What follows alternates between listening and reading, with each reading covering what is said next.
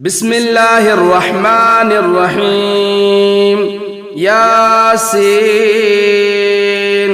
والقرآن الحكيم إنك لمن المرسلين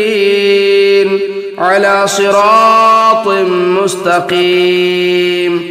تنزيل العزيز الرحيم لتنذر قوما ما أنذر آباؤهم فهم غافلون لقد حق القول على أكثرهم فهم لا يؤمنون إنا جعلنا في أعناقهم أغلالا فهي إلى الأذقان فهم مقمحون وجعلنا من بين أيديهم سدا ومن خلفهم سدا فأغشيناهم فهم لا يبصرون وسواء عليهم أنذرتهم أم لم تنذرهم لا يؤمنون إنما تنذر من اتبع الذكر وخشي الرحمن بالغيب فبشره بمغفرة وأجر كريم إنا نحن نحيي الموتى ونكتب ما قدموا وآثارهم وكل شيء أحصيناه في إمام مبين واضرب لهم مثلا أصحاب القرية إذ جاءها المرسلون إذا أرسلنا إليهم اثنين فكذبوهما فعززنا بثالث فقالوا إنا إليكم مرسلون قالوا ما أنتم إلا بشر مثلنا وما أنزل الرحمن من شيء إن أنتم إلا تكذبون قالوا ربنا يعلم إنا إليكم لمرسلون وما علينا إلا البلاغ المبين قالوا إنا تطيرنا بكم لئن لم تنتهوا لنرجمنكم وليمسنكم منا عذاب أليم قالوا طائركم معكم أئن ذكرتم بل أنتم قوم مسرفون وجاء من أقصى المدينة رجل يسعى قال يا قوم اتبعوا المرسلين اتبعوا من لا يسألكم أجرا وهم مهتدون وما لي لا أعبد الذي فطرني وإليه ترجعون أتخذ من دونه آلهة إن يردني الرحمن بضر لا تغني عني شفاعتهم شيئا ولا ينقذون إني إذا لفي ضلال مبين إني آمنت بربكم فاسمعون قيل ادخل الجنة قال يا ليت قومي يعلمون بما غفر لي ربي وجعلني من المكرمين وما أرسلنا على قومه من بعده من جند من السماء وما كنا منزلين إن كانت إلا صيحة واحدة فإذا هم خامدون يا حسرة على العباد ما يأتيهم من رسول إلا كانوا به يستهزئون ألم يروا كم أهلكنا قبلهم من القرون أنهم إليهم لا يرجعون وإن كل لما جميع لدينا محضرون وآية لهم الأرض الميتة أحييناها وأخرجنا منها حبا فمنه يأكلون وجعلنا فيها جنات من نخيل وأعناب وفجرنا فيها من العيون ليأكلوا من ثمره وما عملته أيديهم أفلا يشكرون سبحان الذي خلق الأزواج كلها مما تنبت الأرض ومن أنفسهم ومما لا يعلمون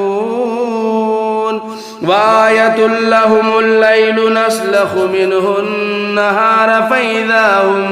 فإذا هم مظلمون والشمس تجري لمستقر لها ذلك تقدير العزيز العليم والقمر قدرناه منازل حتى عاد كالعرجون القديم لا الشمس ينبغي لها أن تدرك القمر ولا الليل سابق النهار وكل في فلك يسبحون وآية لهم أنا حملنا ذريتهم في الفلك المشحون وخلقنا لهم من مثله ما يركبون وإن نشأ نغرقهم فلا صريخ لهم ولا هم ينقذون إلا رحمة منا ومتاعا إلى حين وإذا قيل لهم اتقوا ما بين أيديكم وما خلفكم لعلكم ترحمون وما تأتيهم من آية من آيات ربهم إلا كانوا عنها معرضين وإذا قيل لهم أنفقوا مما رزقكم الله قال الذين كفروا للذين آمنوا أنطعم من لو يشاء الله أطعمه إن أنتم إلا في ضلال مبين ويقولون متى هذا الوعد إن كنتم صادقين ما ينظرون إلا صيحة واحدة تأخذهم وهم يخصمون فلا يستطيعون توصية ولا إلى أهلهم يرجعون ونفخ في الصور فإذا هم من الأجداث إلى ربهم ينسلون قالوا يا ويلنا من بعثنا من مرقدنا هذا ما وعد الرحمن وصدق المرسلون إن كانت إلا صيحة واحدة فإذا هم جميع لدينا محضرون فاليوم لا تظلم نفس شيئا ولا تجزون إلا ما كنتم تعملون إن أصحاب الجنة اليوم في شغل فاكهون هم وأزواجهم في ظلال على الأرائك الأرائك متكئون لهم فيها فاكهة ولهم ما يدعون سلام قولا من رب رحيم وامتازوا اليوم أيها المجرمون ألم أعهد إليكم يا بني آدم ألا تعبدوا الشيطان إنه لكم عدو مبين وأن اعبدوني هذا صراط مستقيم ولقد أضل منكم جبلا كثيرا أفلم تكونوا تعقلون هذه جهنم التي كنتم توعدون اصلوها اليوم بما كنتم تكفرون اليوم نختم على أفواههم وتكلمنا أيديهم وتشهد أرجلهم بما كانوا يكسبون ولو نشاء لطمسنا على أعينهم فاستبقوا الصراط فأنا يبصرون ولو نشاء لمسخناهم على مكانتهم فما استطاعوا مضيا ولا يرجعون ومن نعمره ننكسه في الخلق أفلا يعقلون وما علمناه الشعر وما ينبغي له إن هو إلا ذكر وقرآن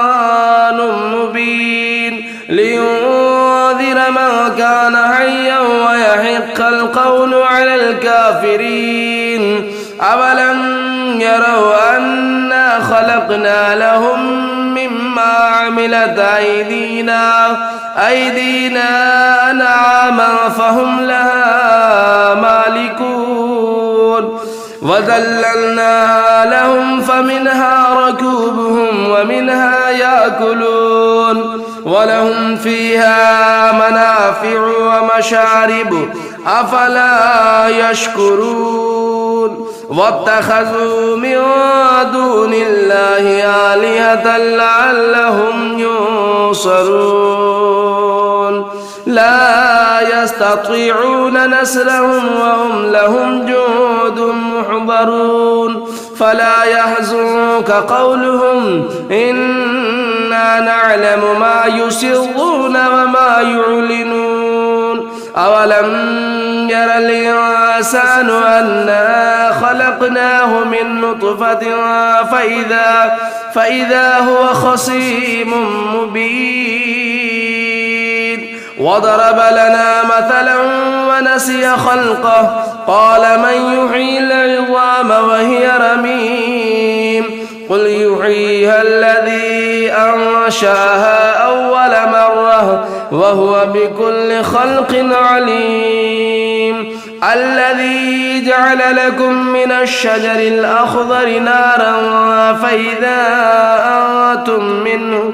منه توقدون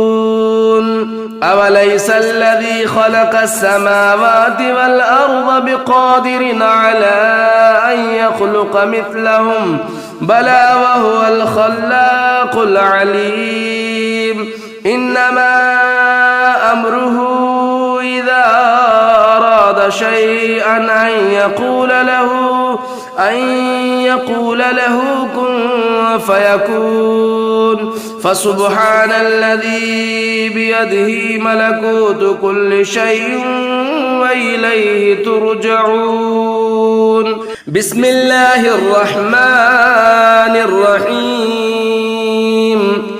الرحمن علم القرآن خلق الإنسان علمه البيان الشمس والقمر بحسبان والنجم والشجر يسجدان والسماء رفعها ووضع الميزان ألا تطغوا في الميزان وأقيموا الوزن بالقسط ولا تخسروا الميزان والأرض وضعها للأنام فيها فاكهة والنخل ذات الأكمام والحب ذو العصف والريحان فبأي آلاء ربكما تكذبان خلق الإنسان من صلصال كالفخار وخلق الجان من مارج من نار فبأي آلاء ربكما تكذبان رب المشرقين ورب المغربين فبأي آلاء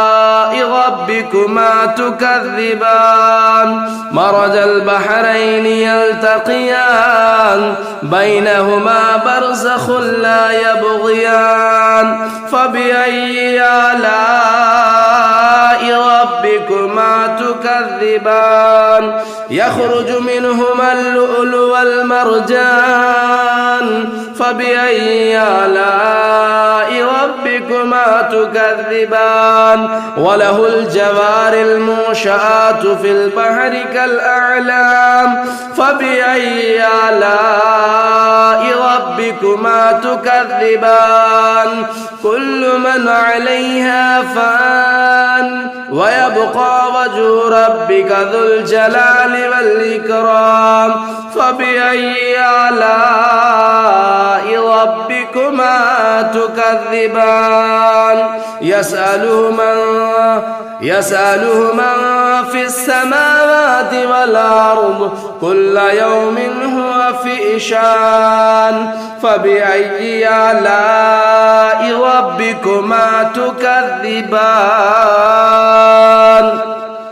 يسأله من في السماوات والأرض كل يوم هو في شأن فبأي آلاء ربكما تكذبان سنفرغ لكم أيها الثقلان فبأي آلاء ربكما تكذبان يا معشر الجن والإنس إن استطعتم أن تنفذوا من أقطار السماوات والأرض فانفذوا لا تنفذون إلا بسلطان فبأي آلاء ربكما تكذبان يرسل عليكم شواظ من نار ونحاس فلا تنتصران فبأي آلاء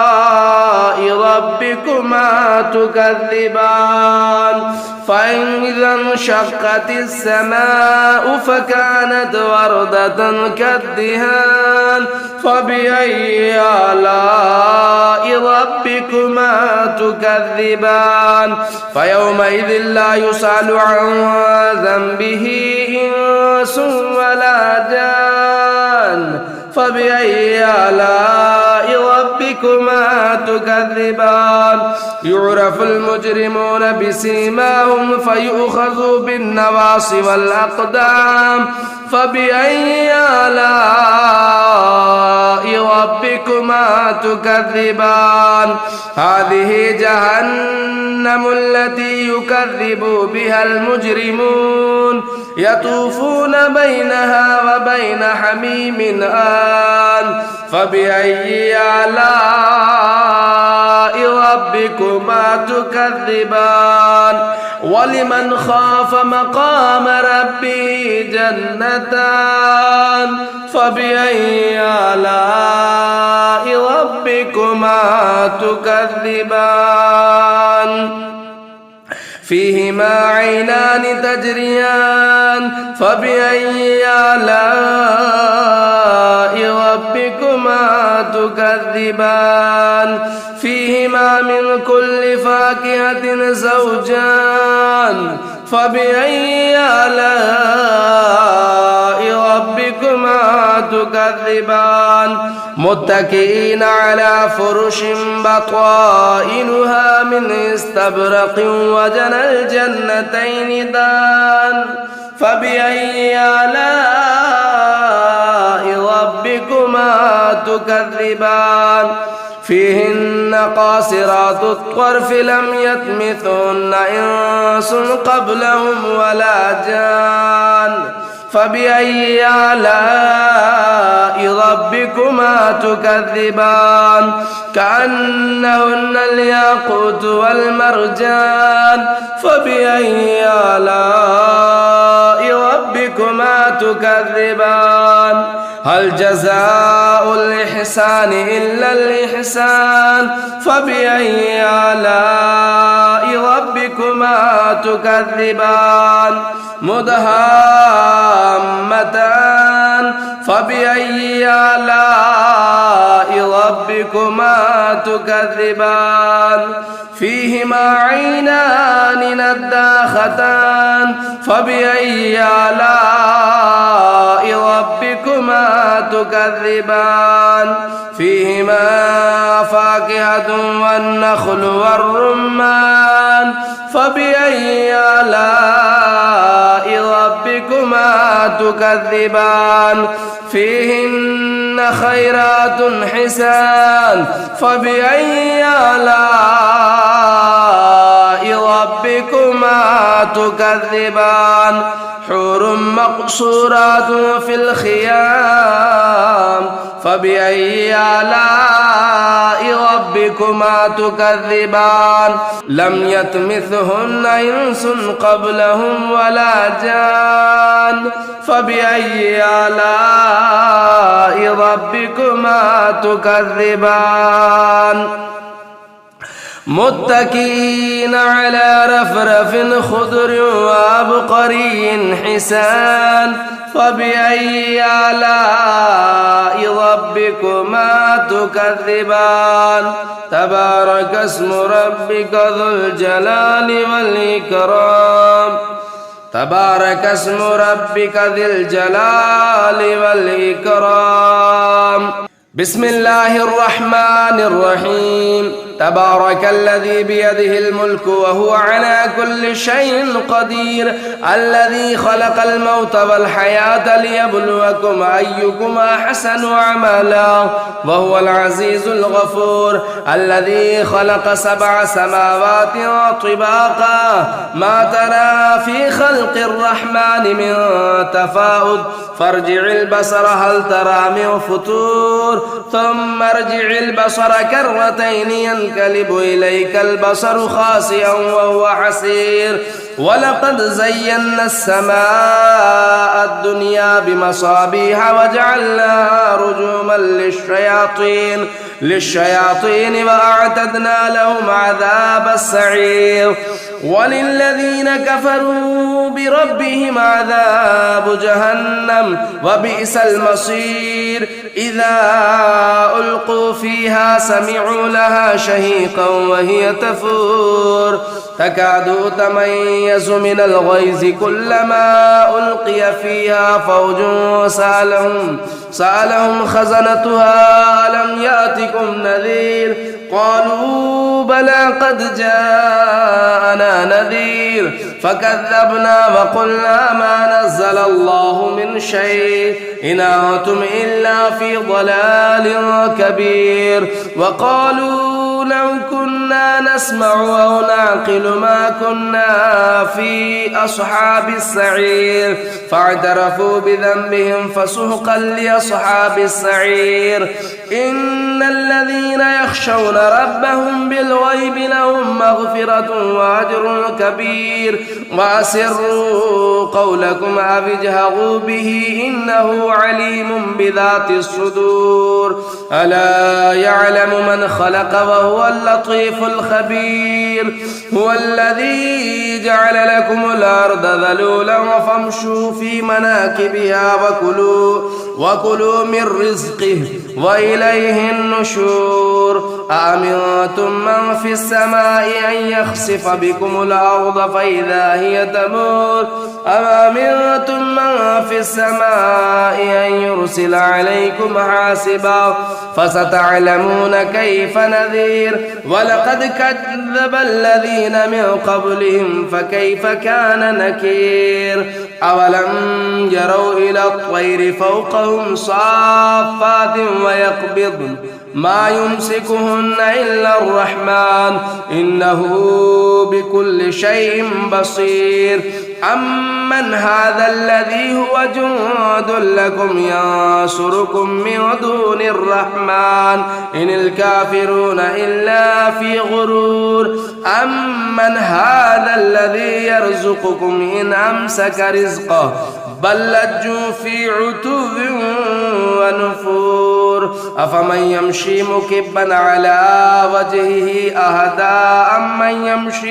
أمن يمشي سويا على صراط مستقيم قل هو الذي أنشأكم وجعل لكم السمع والأبصار والأفئدة قليلا ما تشكرون قل هو الذي ذراكم في الأرض وإليه تحشرون ويقولون متى هذا الوعد إن كنتم صادقين قل إنما العلم عند الله وإنما